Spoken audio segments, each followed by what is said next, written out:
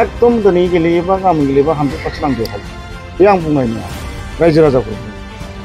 राजाफोरनि देखायो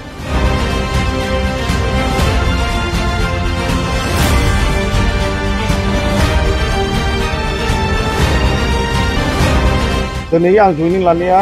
आंनाव हिसाब दंजोबो आरो हाजारसेनि बारा जाबाय रते हारसा बर' आरो गोबां लाबावनांगौ दं अब्ला आंनि देरहानाया खाथांखा ओरैनो नुखायो आरो देग्लाय थिनख'निया जागोन हिसाबै बारा बुंहरनाङा 13,000 देरहागोन बनगाव समनिफ्राय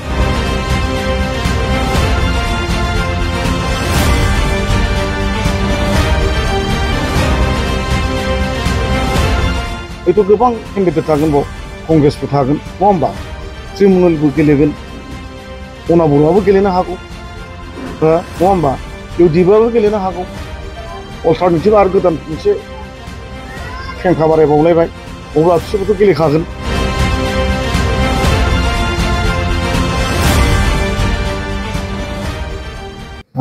आङो मैया मोनथाममोनखौ बुंखादों आंहा दा बिराद प्रग्राम दं दा अखा बांखानि थाखाय जायगा बर्ड सेन्टाराव आं लायनो हायाखै बिथांमोना दिनैबो बुंबाय सानावनो जों लायनोसै जोंनाव जायगायाबो दा अखा हानायजों दै एफाफे थानाय जायगायाबो स्कुलावबो लाजायाब्ला बिदिनो दिनैहाय बाव फैनायाथ' ओरैनो साधारन मानसिया फैयाखै जोंनि बनरगावनि बिपिएफनि एक्स भाइस प्रेसिडेन्ट अमेन बिपिएफनि एक्स प्रेसिडेन्ट बिथाङा 10 बोसोर आंजों प्रेसिडेन्ट हिसाबै खामानि मावदोंमोन आरो डिस्ट्रिक्टनिनो भाइस प्रेसिडेन्ट फैबावदों आरो जोंहा दा माबा डिस्ट्रिक्टनिनो एजिकिउटिभ मेम्बार सासे फैदों आरो प्राइमारिनि सासे नेता फैबावदों दा बिसोर फैनायाव आंहा जोबोद गोजोननाय मोनदों जिहेतु सासे मण्डलखौ ब्लकखौ 10 बोसोर प्रेसिडेन्ट जानानै सालायबोनाय सासे भाइस प्रेसिडेन्ट बिथाङाबो फैबाय आरो डिस्ट्रिक्टनि एजिकिउटिभ मेम्बार सासे फैदों बिपिएफ दोलोनिजों गासैबो बिथांमोनहा फैदों आं बिदिनो थाफाग्रामोन बिसोर गोदोनिफ्रायनो खामानि मावबाय थाखादोंमोन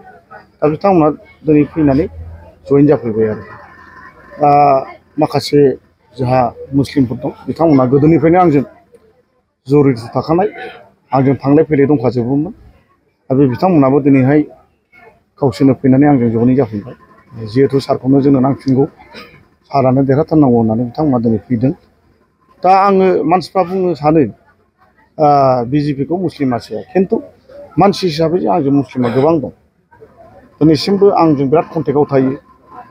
गोबां रायलायहरो गोबां फैयो आंनाव आं रायलायो थाथ' होननानै नाथाय दिनै बिसोरो गावसोरनो फैनानै जइनिं जाफैबाय आरो जोंहा मुस्लिम एरियायाव जोंहा जथेस्थ' स्ट्रं भट कमिटि सक्ति केन्द्र दंखायो जोंहा दंखाजोबो खुनु टेनसनखौ लानांगौ गैया दा बिथांमोनानो खामानिखौ मावगासिनो दं निस्सय दा आंनि जइनिं लानाय हाबाफारिया जाबाय थालांगोन जागोन आरो लाबावगोन नोंथांमोनखौ आं लिंहरदों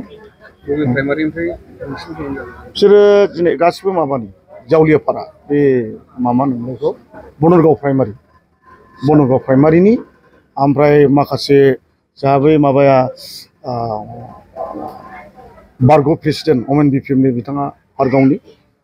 सासे रिना बारेक होननाय दं डिस्ट्रिक्टनि एजिकिउटिभ मेम्बार बेबो पाटगावनिनो आरो सासेया जाहैबाय जोंहा अन्थाइबिलनि जोंहा आब' भाइग' दं बेबो जाबाय साब्रै साबा दं बिसोर माखासेया जावलिपारानि जोब बनरगाव समस्थिनि जोब गासैबो मा होनोमोनलाय बनरगाव प्राइमारिनि जोब बांसिन गासैबो बनरगाव हिसाबै बेयाव बिपिएफ आरो आनसलिक थासारिया माबायदि नोंथाङा थासारियावथ' दा खोनानाय बादिबा नुनायावथ' माथो बांसिन आंजोंनो फैगासिनो दङ बयबो गावखौनो बाख्नायनानै लानाय जायो जोंहा फुरानानो मोजांलै बेजों थांफिननांगौ होननाय गोबां खोथा आं खोनायो नाथाय दिनैसिमबो आं गोबां जायगायाव हाबाखै हाबगोन फुराना वर्कारफोरनावबो आं हाबगोन फैयैनि बाथ्राया बे उननि खोथा खिन्थु आं गोबां आंजों फुराना गामि ओनसोलनि वर्कारफ्रा बांसिनानो फैखाजोब्बाय आं दिनैहाय दिनैनि पर्यायाव नोंथाङा देरहानायनि एकदम दिनै गेलेयोबा गाबोन गेलेयोबा 100% आं देरहागोन बे आं बुंनाय नङा रायजो राजाफोरनि देखायो जिहेथु थांनाय जोंहा 2015 जेब्ला जोंहा बिजेपिनिफ्राय मानव गेदेर मनज कुमार ब्रह्म बिथाङा गेलेदोंमोन बे समावनो बिथाङा 10,000नि बारा भट मोनदों 10,000नि बारा भर मोनदों आसरित मोनदों आं आसरित मोनदों 10,000 भर मोननायखौ दा दिनै आं जइनिं लानाया आंनाव हिसाब दंजोबो आरो 1000सोनि बारा जाबाय दते हारसा बर' आरो गोबां लाबावनांगौ दं अब्ला आंनि देरहानाया खाथांखा ओरैनो नुहुरखायो आरो देग्लाय थिनख'निया जागोन हिसाबै बारा बहरनाङा 13-14 जों देरहागोन बरग'म समाजाव हयथ' गोबां केन्डिडेट थागोन बाव कंग्रेसबो थागोन नङा होमबा तृणमूलबो गेलेगोन अना बर'आबो गेलेनो हागौ नङा होमबा इउडिएफआबो गेलेनो हागौ अल्टारनेटिभ आरो गोदान मोनसे फेंखा बारायबावलायबाय अब्ला बिसोरबोथ' गेलेखागोन नङा होमबा दा बेयाव बिराद खम भटजोंनो बेफोराव देरहागोन देरहानाया थारमाने आंना फिक्सारा क्लियार बाव खुनु गोनो गोथो साननांगौ गैया आरो टिकेटआबो 100% क्लियार आहा खुनु गोनो गोथो गैया जुलि जानायनि उनाव नोंथांमोना गथ' मोनाखै नामा देहायारि जेंनानि थाखाय गथ' मोनै बिसि फिसायनि थाखाय गोजोनथाव खौरां क'क्राझारनि MRM देहा फाहामसालियाव जुलि जानायनि उनाव गथ' मोनैफोरनि थाखाय लानानै फैदों मोनसे मोजां खाबु फैगौ 24 मेयाव क'क्राझारनि MRM देहा फाहामसालियाव गथ' मोनै बिसि फिसायनि थाखाय बेसेन नाङै मोनसे देहा सिबिथाय खाबु लानानै फैदों